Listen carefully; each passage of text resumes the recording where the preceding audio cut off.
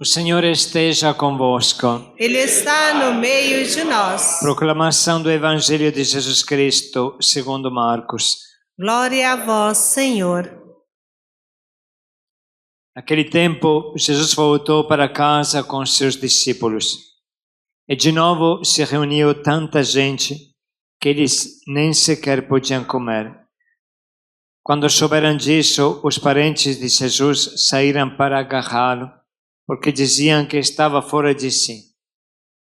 Os mestres da lei, que tinham vindo de Jerusalém, diziam que ele estava possuído por Beelzebul e que pelo príncipe dos demônios ele expulsava os demônios.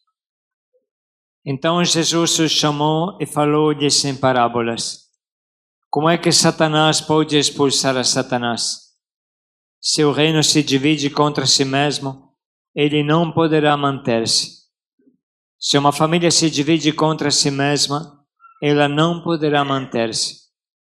Assim, se Satanás se levanta contra si mesmo e se divide, não poderá sobreviver, mas será destruído.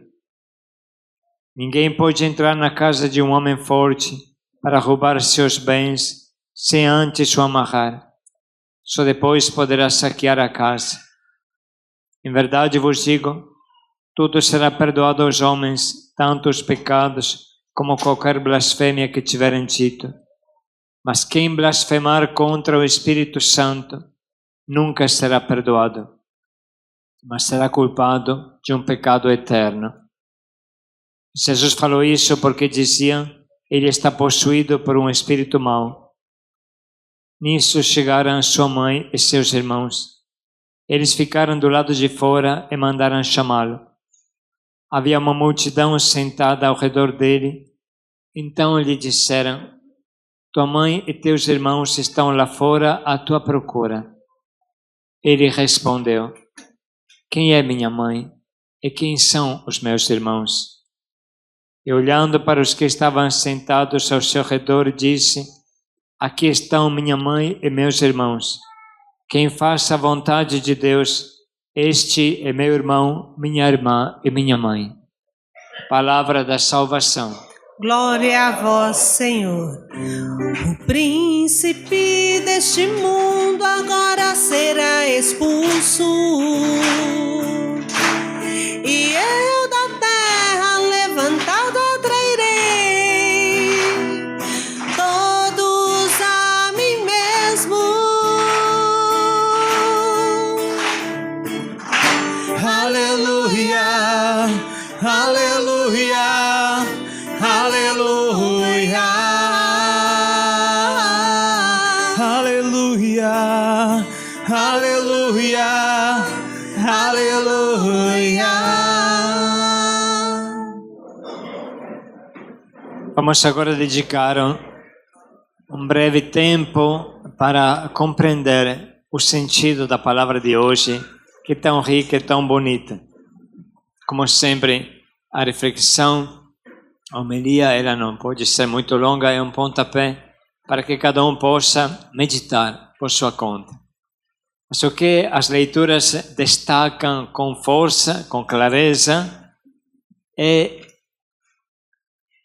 esta realidade extraordinária que é a comunhão com Deus. A comunhão com Deus que também adquire o nome de obediência. E vamos explicar com calma isso. A primeira leitura mostrou o primeiro ato de desobediência, o terrível ato de desobediência. O que era esta desobediência? Era um trair a Deus, um trair a aliança, virar as costas para a aliança. Adão e Eva receberam uma ordem de Deus. Vocês podem comer de todos os frutos do jardim do Éden. Milhares de árvores. Quantos frutos tem nesse mundo? E lá no jardim do Éden tinha ainda mais. Mas Deus disse, só não pode comer do fruto desta árvore. Não pode comer do fruto desta árvore. E eles foram comer exatamente desta. Não havia necessidade nenhuma. Foram comer. entende que a Bíblia não está interessada em explicar que tipo de fruto era, que tipo... Não é isso. A tragédia foi que desobedeceram, traíram a Deus. Essa traição é como uma traição matrimonial, entende? Quando duas pessoas casam, estabelecem um pacto forte, indissolúvel, eterno entre elas. Então, se uma pessoa vira as costas, trai o marido trai a esposa, estão se desobedecendo aquele pacto que eles tinham feito um com o outro. Então, esta obediência, ela está enraizada na comunhão. Adão e Eva viviam uma comunhão plena com Deus. De repente, virou a cabeça por motivo inacreditável, ilógico, entende? Tem milhões de frutos que você pode comer, você vai pegar exatamente este. E este ato de obediência significava ter respeito pelo Criador, ter respeito pelo Pai. Entende? Uma coisa é certa, irmãos, nós somos filhos de Deus, não fomos nós que criamos Deus, foi Deus que criou a gente. Nós somos filhos de Deus. Você não pode dizer, eu sou o pai de Deus. Não tem sentido. Não foi você que fez Deus, foi Deus que te fez e fez o universo. Ele é o nosso pai. E nós devemos obediência ao nosso pai, como também devemos obediência, como uma criança deve obediência aos pais terrenos. É bom para nós ouvir o nosso pai, escutar o nosso pai. Sabemos que a palavra obediência vem do latim que é ob audire, que significa isso, obediência. Não é só escutar, mas é colocar a mão assim para escutar bem, prestar bem atenção. E quando você escuta a Deus, você sabe que a tua vida deslancha. Você sabe que a tua vida dá certo. Quem vive com Deus tem uma vida feliz, tem uma vida próspera, como alguns amam falar. Vice-versa, quem desobedece a Deus dá uma cabeçada atrás da outra, vai se dar mão. Nunca existe coisa boa, estou falando a nível prático mesmo, de felicidade. Nunca existe coisa que dá certo fora da obediência a Deus. E aí a gente pode ver com Adão e Eva o que deu. O terrível pecado original. Perderam tudo. E aí veio o trabalho, aí veio a doença, aí veio a morte, veio a guerra, veio o primeiro fratricídio, ou seja, Caim matou Abel. Primeiro homicídio entre irmãos, que se chama fratricídio. Triste. E daí foi cair de barranco abaixo, rolar barranco abaixo, e veio a destruição do mundo que hoje nós vamos ver. Tudo começou por um ato de desobediência, que é uma traição da aliança. Por isso que Deus preza tanto a obediência, porque a obediência significa dar um abraço, dar um abraço em Deus. Esta é a obediência. Às vezes a obediência soa mal aos nossos ouvidos, porque a gente pensa obediência de escravo, obediência de cadeia, não sei, obediência de alguma coisa. Mas não é esta a obediência de Deus. A obediência de Deus é o abraço a Deus. É o marido e a mulher que estão tão entrosados que constroem juntos a casa, que constroem juntos a vida, constroem juntos a família. Esta é a obediência. É se ouvir, se escutar profundamente para estabelecer um relacionamento de amor. Aí, se a gente caminha na história da salvação, a gente tem o nosso grande exemplo que todos amamos, que é Abraão. Todos conhecemos a obediência de Abraão, que estava disposto a sacrificar o seu filho. Aí você vê o que é a obediência. Para não ter confusão na cabeça, para não ter equívoco, você vê. Abraão é o emblema, o sinal da obediência, o símbolo da obediência. A vida de Abraão inspira a todos nós para saber o que é a obediência. Mas não foi só isso. Abraão vivia provavelmente perto de Babilônia, nos territórios de Babilônia, e Deus falou para ele: sai da tua terra, renuncia a todos os teus ídolos, sai da tua terra e vai para uma terra que eu vou te mostrar. Mas onde está esta terra? E ele anda, parece um percurso de 1000 quilômetros mais ou menos, olha, tudo a pé, anda, eu vou te dar uma descendência numerosa. Cadê esta descendência? E Abraão obedeceu dia por dia, enfrentando uma dificuldade atrás da outra. Mas nós podemos aqui ver em Abraão uma coisa muito importante. A obediência é uma pista de mão dupla. Isso que às vezes muitos não entendem. A obediência é uma pista, é uma rodovia, uma pista de mão dupla. Você obedece a Deus, mas Deus também obedece a você nas coisas boas. Por exemplo, Abraão obedeceu cegamente a Deus. E sabemos disso. Porém, o dia que Deus apareceu a Abraão, no carvalho de Mamré, depois Abraão acompanhou Deus e Deus falou para ele: quero destruir Sodoma e Gomorra, quero destruir estas cidades porque não são dignas, são pecadoras. E Abraão o que falou? Perdoe o meu Senhor, mas talvez nesta cidade há 50 justos. O Senhor vai destruir a cidade com 50 justos? E Deus respondeu: não vou destruir se tiver 50 justos. E Abraão, que era um judeu inteligente, sabe que os judeus são terríveis em fazer comércio.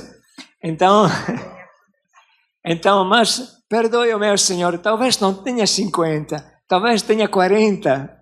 E Deus fala: não vou destruir. Percebe que Deus obedece a Abraão? Não vou destruir por 40. Perdoe o meu Senhor, talvez tenha 30. Aí vai... É um comerciante nato. E aí chegou a 20, chegou a 10, e não tinha nem isso. Mas Deus estava disposto a obedecer a Abraão. Percebe? Como é uma pista de mão dupla. Abraão obedece a Deus, mas Deus também obedece a Abraão. Aí a gente vai caminhando na história da salvação. Vamos pegar agora o Evangelho, que é o que acabamos de ouvir. E acontece todo o transtorno, a loucura dos escribas, dos fariseus, que acusam Jesus de ser possuído por um espírito mau. Não vou ficar em cima disso, mas queria ficar na conclusão do Evangelho. Quem é minha mãe, quem é meu pai? Quem são os meus irmãos? E Jesus fala: quem faz a vontade do meu pai. Este é meu irmão, minha irmã, minha mãe. Quem faz a vontade do pai. Quem obedece. Percebe? Agora, lembra bem, a primeira desobediência foi uma rachadura que estraçalhou a família de Deus com os homens, destruiu a família de Deus com os homens. Agora vem Jesus e diz para nós que a obediência reconstrói a família, reconstrói a aliança. Deus quer fazer aliança com a gente. E o modo de fazer aliança é obedecer à vontade de Deus. Entende que para ser uma coisa só, precisa que haja uma só vontade.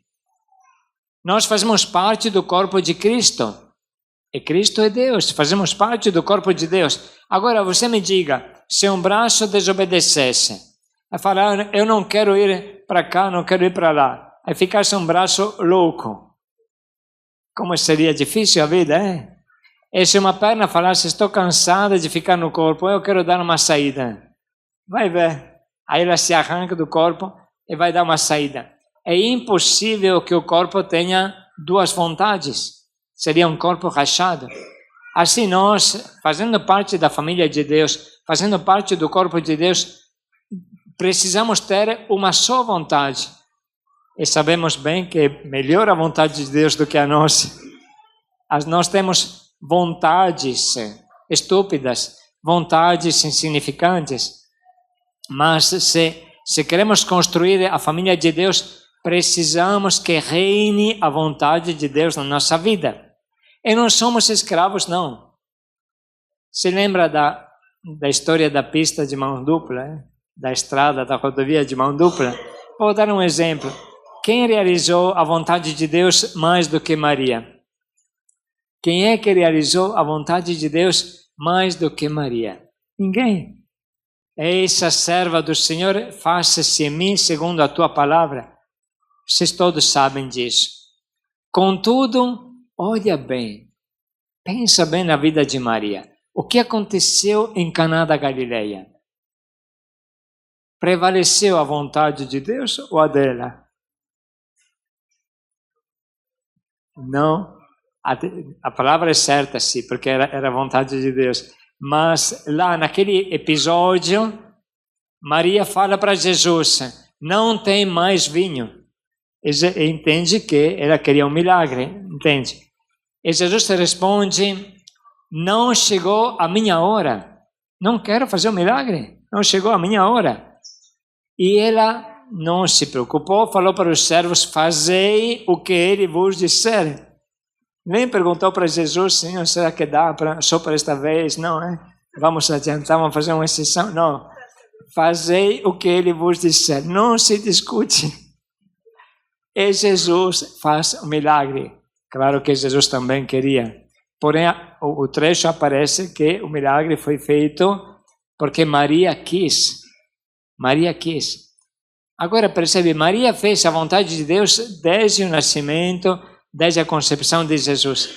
Mas Jesus faz a vontade de Maria. É uma pista de mão dupla. Tanto que os santos dizem assim, se alguém obedece fortemente, cegamente a Deus como Abraão, Deus vai obedecer a ele. No sentido que quando precisa de uma graça, o santo pede a Deus e Deus faz a graça. Percebe? Quantas graças, quantos milagres acontecem pelas mãos dos santos. Atenção, pensa bem nisso, porque a obediência, ela é primeiramente uma aliança com Deus. Uma aliança com Deus. Só que a nossa cabecinha meio oca, assim, pronto, dá certo, sou amigo de Deus, pronto, agora dá para fazer tudo o que eu quero, porque tanto ele é meu amigo, não é isso, não. A amizade é uma aliança. Então, você quer saber o que é obedecer? Pensa em Abraão. Pensa em Abraão. E Abraão é o sinal claro, inequivocável do que é obedecer. E depois vai continuando, refletindo. Dei o exemplo de Maria, mas também podemos ver Jesus. Jesus é a obediência feita à pessoa.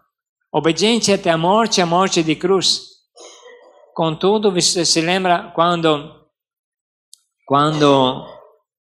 Jesus ressuscita Lázaro, o que ele fala?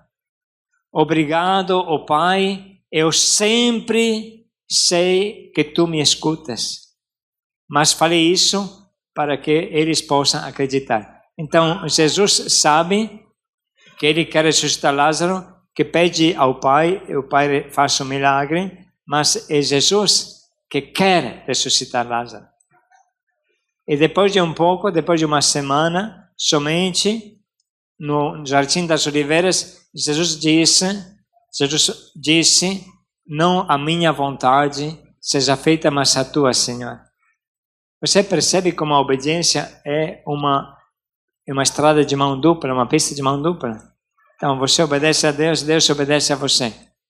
Mas para não serem crianças birrentas, piracentas e loucas, é bom pensar em Abraão. O que Abraão fez?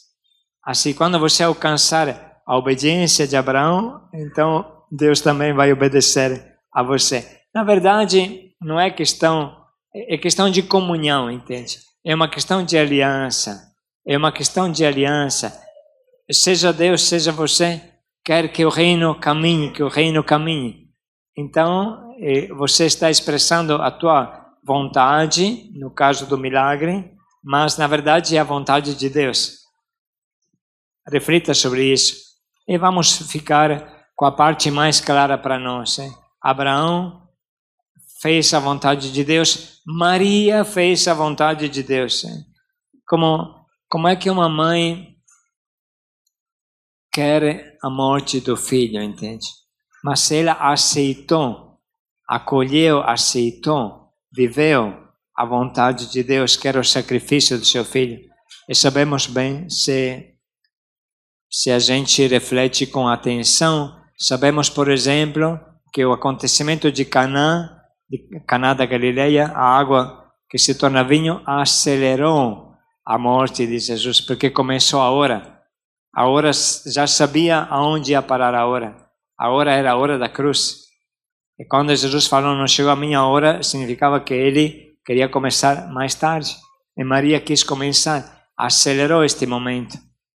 Percebe quanto Maria obedecia a Deus, até sacrificar o filho, como está escrito no Evangelho de João, no capítulo 3, Deus amou tanto o mundo que doou o seu Filho unigênito, sacrificou o seu Filho unigênito para que o mundo tivesse vida.